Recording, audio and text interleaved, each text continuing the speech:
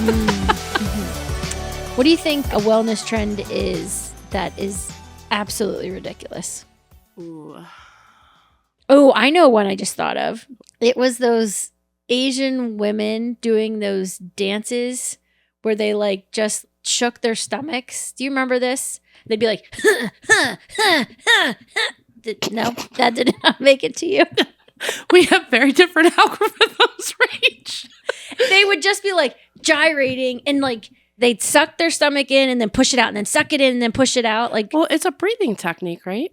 I would imagine, yes, but that wellness trend seemed strange to me. Just watching it, I was like, oh, Like some of these, I'm like, do you do these in the privacy of your home?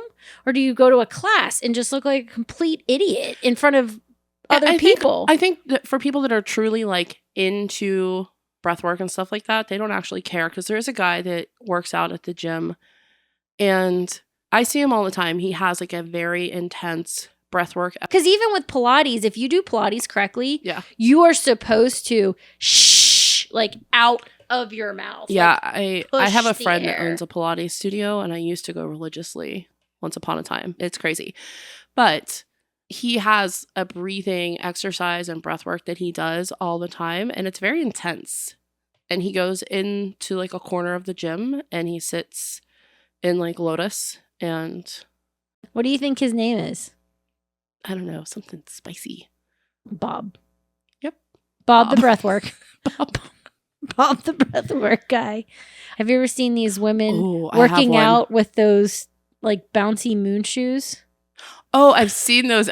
That one made it to me. Yeah, I've seen those. Or the trampolines where they're like, Well, there's like a lot of studies behind the whole rebounding thing. That has made a resurgence, because I think that was very popular in like the 80s and 90s. And I do have a friend that does the rebounding. How about mouth tape? Has this made it to your feed? Yeah. Is mouth tape like frownies? No. Mouth tape is, it goes over your mouth and you sleep with it on. I haven't tried it, but I don't think you'd like it because you would feel claustrophobic. And it's supposed to help you not mouth breathe, essentially, when you sleep. Can we get this for Charles and Jeff? Would they die? They might die. I mean, maybe not. Maybe that's a bad idea. We have a thing in our family when he starts snoring, or if Evie starts like tapping on something like incessantly and doesn't realize what she's doing, we'll be like, hey, I love you. And they're like, oh, I love you too. Thank you. And then it's like a reminder that we're making like a certain excessive amount of noise. I can't do that when Jeff's sleeping. Evie will wake Charlie up. She'll be like, I love you. He's like, that's a different type of I love you. That's like, shut the fuck up. I love you. Yeah. Did you know that the projected growth for the wellness industry is supposed to be $9.6 billion by 2034? It's got to have a T somewhere. It's got to be trillion. It's so crazy. But the thing is about the wellness industry, right? It depends on how you categorically look at it. Because you have like spiritual wellness, you have mental health wellness, you have physical wellness. Now, if you categorize all three of those things into that umbrella, it's in the trillions, because then you also have supplements, you have vitamins. I never know what to believe, what to trust, what to be like, nah, that's bullshit. Well, should I try that? I don't know. On the internet. What are your thoughts on deprivation, like float tanks and hyperbaric chambers and all of that kind of stuff? Have you ever tried any of it? I have not. I think the closest thing I've done are those leg compression. I think that is similar to what a hyperbaric chamber and a float tank do. I don't think they mimic the same response, though. Do you know what I'm talking about? The compression leg braces or whatever? I have not done any of that stuff. I did a float tank a few years ago. We have a friend that works at a float tank place, and Evie had accidentally concussed me. We were kayaking, and this seems to be a trend. This is my second concussion in the last couple of years.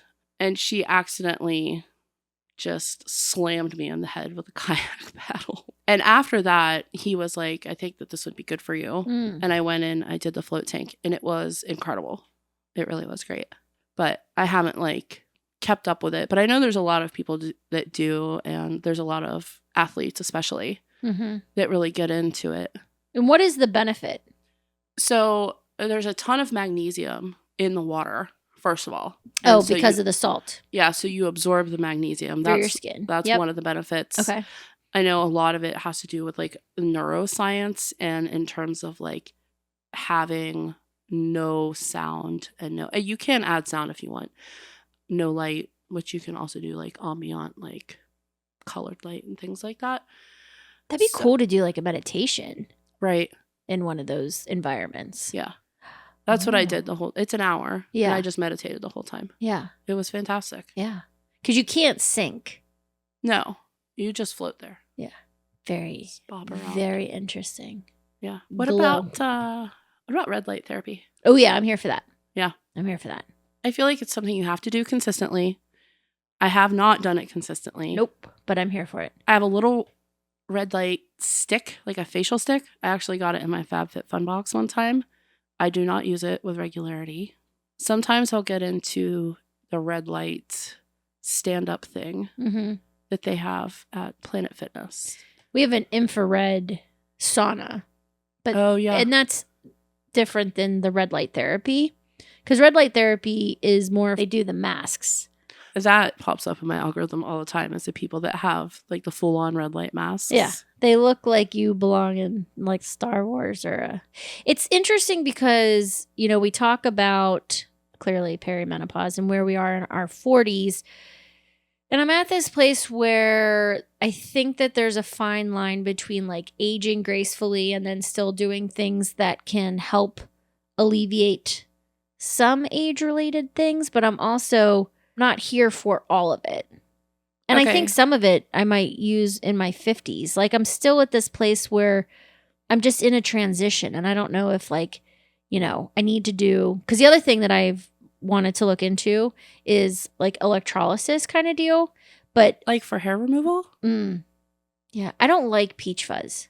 I know that hair all over my body is changing too, which is also related to hormones. I don't think your hair is dark enough for it. My hair is not dark enough. My hair Yeah. is not dark enough. But like I have blonde hair pretty much everywhere, but now on my thighs, I've never had hair on my thighs and now I have hair on my thighs. But it's like I'm turning into like a hairy monkey. A monkey. One big wellness trend that I am 100% on board for and we do as a family is digital detox.